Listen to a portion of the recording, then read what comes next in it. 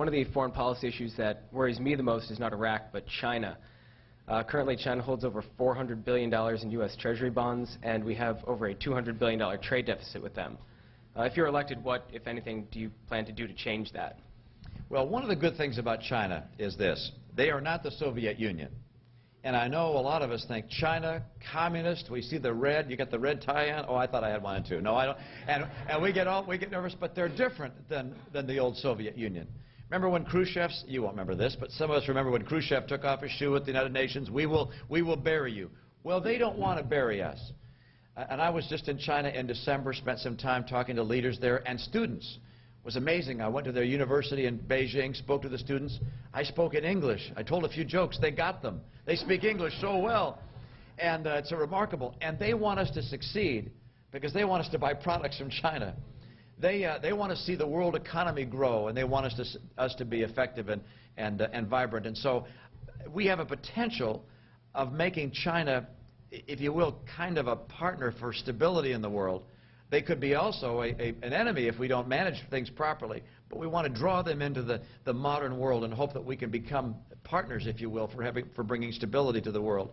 At the same time, it's important that we protect the vitality and energy of our industries and of our businesses and of our jobs. I don't like it when any jobs leave this country. Some people say, well, it's a good idea if somebody else can manufacture better than we can, if we let those jobs go over there. I don't agree. I want every job. I like to be able to do anything the world can do, and I think Americans can do it better than anybody else in the world. And so when I look at China, I'd like to see us adjust our monetary policy so they don't have a built-in advantage as they do now.